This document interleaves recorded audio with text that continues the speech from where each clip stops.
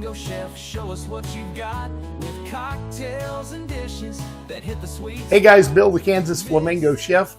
I love Kahula. I said what I meant. I love Kahula. If I'm going to drink a coffee liqueur that I buy, this is about the only one I really like. And one of the reasons is it's made with rum. It's so much better. And it has a Cuban coffee essence to it with the sugar. So we're going to make our own. Now, you're going to need coffee. You're going to have to brew coffee. You're going to need sugar. You're going to need rum. And you're going to need some good quality vanilla. That's really all there is to it.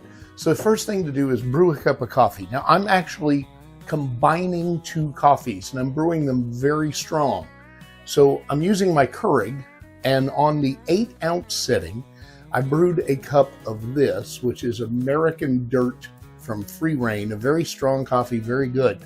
But then I also want that cinnamon sugar Cuban coffee feel to this. So Oriente makes a sugared Cuban coffee, and this stuff, oh my goodness. I mean, the evening, this is what I want. And if you want to really bring it up, throw a little rum on it. So that's what we're going to do. So I have 8 ounces of each of those. I'm going to combine them. I'm going to drink some of it while I do this, and I'm going to use a total of 8 ounces of coffee. I've got my cup of coffee. It's so good. It's got the perfect sweetness. Now on the stove, I'm going to combine this 8 ounces of coffee, 4 and 4, but you can use any kind of strong coffee you want. And I'm also going to put into that 2 cups of sugar. And I'm going to bring this to a boil and get that sugar completely dissolved. And then let it sit and cool to room temperature. Since the Cuban coffee already had some sugar in it, I've used about 1 1/3 cups, not quite 2 cups of sugar. Now, what I'm going to do is just take a whisk and slowly work this sugar so that it completely dissolves, and then bring this pot to a boil and let it boil for just a minute or two, just to thicken it a little bit. Then we'll set it off the heat and let it cool to room temperature. If you want to speed up that process, you can set it in an ice bath or even in the freezer. But honestly, I don't mind letting it take an hour or so to completely cool down. Okay, so this has had about an hour to cool down and thicken. It's ready to utilize.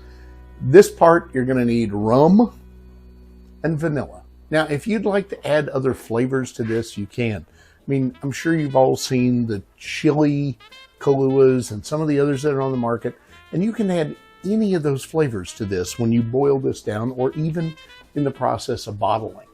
But I'm just doing it as what I like to call my Cuban coffee Kahula, or Cuban coffee liqueur. So I've got my vanilla. This is good quality vanilla, and you need that for this. Don't use imitation vanilla, please. This is Mexican vanilla, Molina.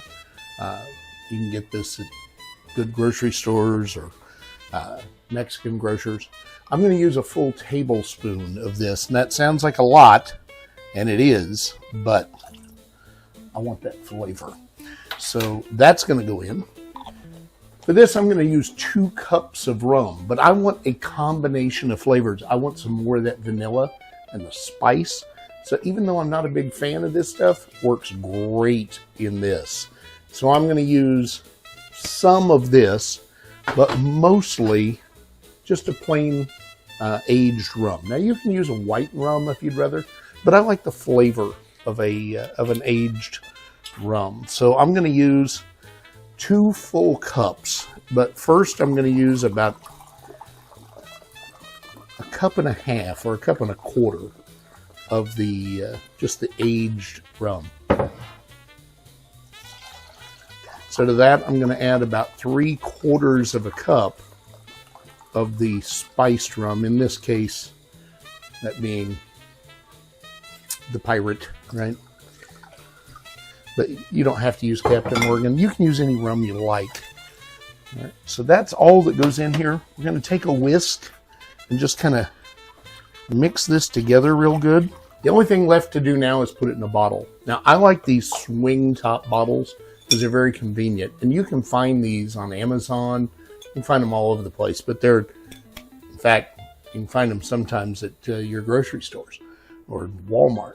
But I buy them a case at a time. That way I can make various different things. When you pour this in, I recommend doing it over the sink because you don't want to dump this all over the stove. You're going to have to clean this anyway after you boil sugar. But all you need is a decent funnel and just slowly pour this into the bottle. It needs to be at least 32 ounces anytime you're making any kind of liqueur. Even though that might not be that much, you don't want to overflow. So once you have it in the bottle, or even before, this is ready to drink. All right, it's the fun time now. Now, you're going to notice that my Cuban coffee liqueur is quite a bit lighter in color than Kahula, but that's because I've used that Cuban coffee mixture. The darker your coffee, the darker this will turn out to be. I promise you this stuff smells amazing. All right, so what I'm going to do is I'm going to pour a little bit of Kahula in this glass. And you can see that's really dark and thick, and there's nothing wrong with that. I love Kahula, but I wanted that vanilla and Cuban coffee flavor. So mine is quite a bit lighter. All right. So if you compare them side by side, you can see there's a definite color difference. The Kahula has a very strong ethanol flavor. Aroma. You can really smell. You smell coffee bean. You don't smell a lot of rum. You smell like alcohol, but not rum. Here, it smells like Cuban coffee. There's not a lot of that ethanol. Even though there's a lot of alcohol in it, it doesn't smell like alcohol. It smells like just a great cup of Cuban coffee. So, let's see.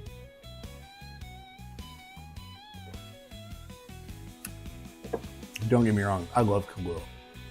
It's got that sweetness, and the finish is coffee, but it's still, there's something about it. It makes a great drink.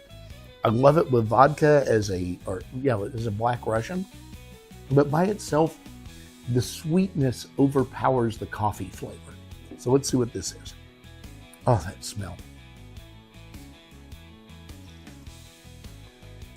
Oh my goodness. Now that tastes like a really good cup of sugared Cuban coffee.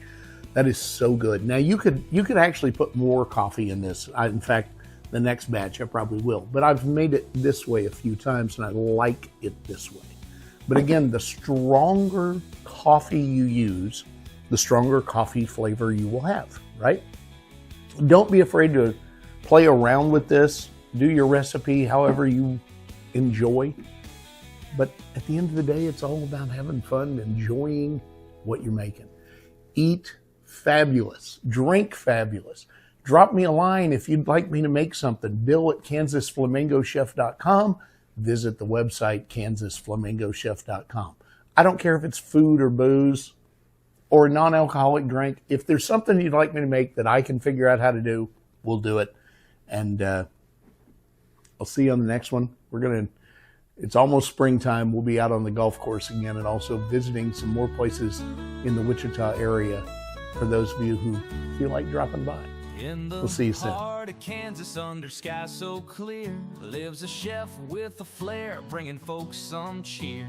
With a pinch of love and a dash of zest, he's the Kansas Flamingo, and his meals are the best.